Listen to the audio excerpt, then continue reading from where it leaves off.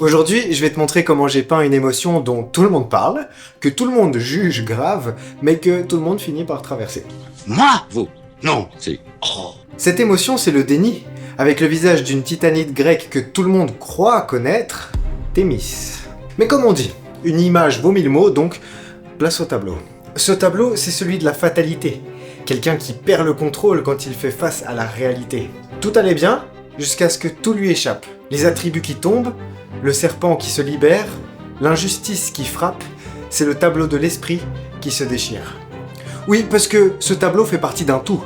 Il est unique, mais relié à la collection Catharsis, une collection qui personnifie les 7 étapes du deuil en 7 tableaux. Le déni, ça peut être long, tout dépend de la puissance du choc. C'est un mode de survie et c'est normal. Les émotions trop fortes, ça peut être dangereux. Là, on parle du déni dans le cadre d'un deuil, mais ça marche aussi si tu gagnes au loto. Hein. Tu vas pas comprendre ce qui t'arrive au début, tu vas pas y croire. Je te le garantis. J'ai pas gagné au loto, si vous vous posez la question. Malheureusement. Et donc, quand on nous apprend un drame, on fait comme si rien ne s'était passé. On se dit que ça va aller, que la vie continue, parce que ça peut pas nous arriver. Pas à nous. Malheureusement, si. Même si c'est injuste. Mais alors, comment Thémis, la déesse de l'ordre, devient-elle le visage du déni?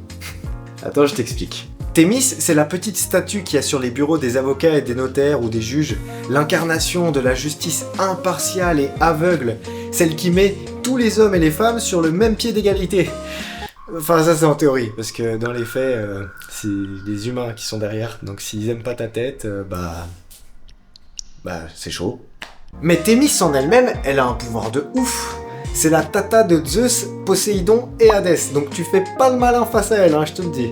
Et du coup, Thémis, c'est la divinité qui maintient l'ordre, mais pas en mode Montessori, hein. C'est comme ça, comme ça, comme ça, et pas autrement. Hein. Tu peux être sorti de la cuisse de Jupiter, tu respectes pas la règle, elle te démonte. Mais sévère.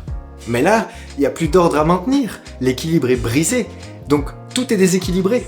L'autre jour, je vous ai dit que Eris, c'était pas le premier tableau que j'avais peint, parce que commencer par le choc, c'était trop compliqué. En fait, le premier tableau que j'ai peint, c'est celui-là. Du coup, c'est avec celui-ci que j'ai installé tous les codes visuels de la collection. Pour la petite histoire, je venais de terminer le tableau sur le Congo, et j'avais vraiment aimé travailler la couleur rouge sang au couteau. Du coup, c'est comme ça que m'est venue l'idée de cette traînée rouge. J'avais trop envie de refaire le...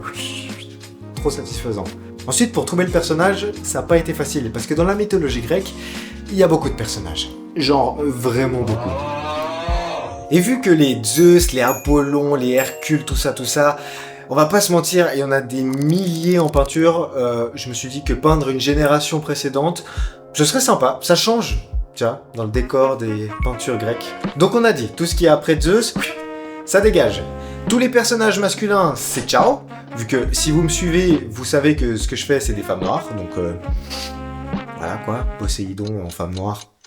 Pas sûr du résultat. Bref, je vais vous passer les détails de mes recherches, mais de fil en aiguille, je me suis retrouvé avec Thémis. J'ai un personnage, une émotion à traiter et une charte graphique à appliquer. Il est temps d'attaquer. Thémis a un glaive, une balance, un bandeau et un serpent à ses pieds. Tout ça, c'est ce qui symbolise la justice chez le personnage.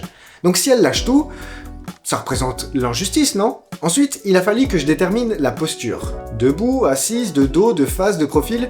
Vu que Thémis fait face à l'injustice, on va la faire de face, en tout cas en partie. Bah ouais, logique. Et la traînée de sang, pourquoi la faire monter? Le déni, c'est de se dire que ça va aller. L'arrière-plan représente l'esprit. Vous voyez où je veux en venir? Du coup, cette traînée de sang, elle monte parce que c'est la phase où tu penses que ça va, alors que ça va pas du tout. En peinture, faut toujours commencer par ce qui est le plus éloigné. Donc après l'arrière-plan, pour le personnage, c'est le corps. Et en plus, pour cette collection, j'ai vraiment voulu rendre le premier plan le plus réaliste possible pour trancher un maximum avec l'arrière-plan abstrait. Et quand je suis arrivé sur les yeux, je me suis dit qu'intégrer une larme dans un regard choqué, ça accentuerait l'émotion et le message que porte le tableau. Après, je vais pas vous mentir qu'au niveau des cheveux, sur celui-là, j'ai pas trop réfléchi. Je suis parti sur une coupe afro, pas de prise de risque. Déjà que je savais pas où je mettais les pieds avec cette nouvelle collection, j'ai limité les dégâts. Ensuite, j'ai fait la jupe que j'ai totalement oublié de filmer. Désolé, my bad. Mais j'ai terminé avec le glaive et la balance. Là, il y a des rushs. Et je vais pas vous mentir que quand j'ai fini ce tableau, j'étais trop content de moi.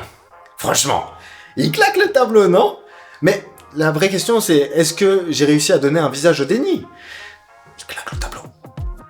Dis-le moi en commentaire, Et dis-moi ce que t'aurais fait, ou demande à ton pote artiste comment il aurait fait lui. Alors oui, je sais, j'ai fait une déesse grecque et elle est noire. Mais c'est pas le sujet, donc passons. Et puis bon, posons-nous les bonnes questions. Ce qui fait la puissance d'un tableau, c'est quoi? Le message? Les sens cachés? L'esthétique globale? Ou le fait que le personnage au milieu ressemble pas à ce que tu t'imaginais à la base? Mais du coup, qui succédera à Thémis? Qui reprend le contrôle quand la justice vacille? Pour le savoir, abonne-toi pour ne pas rater la prochaine toile de la collection. Sinon, tu peux te spoil en regardant le court-métrage qui tourne autour des 7 tableaux. C'est disponible juste ici. Et vous savez ce qui est disponible aussi? Il y a des reproductions des tableaux de qualité musée, certificat d'authenticité signé, tout est fait maison. Et en plus, avec le code CIMET, t'as 10% sur ta commande jusqu'à mi-août. C'est cadeau. En attendant, dites-moi ce que vous avez pensé de ce tableau, faites vos critiques d'art en commentaire, dans la joie et la bonne humeur, hein. Moi je veux pas de ça ici. Je vous le dis déjà, le prochain tableau c'est un gros banger. Je dis ça à chaque fois, hein, j'avoue, mais là, la dinguerie. De toute façon, plus on avance dans la collection, plus le niveau monte, donc à votre place, je m'abonnerai, pour être sûr de rien manquer, tu vois.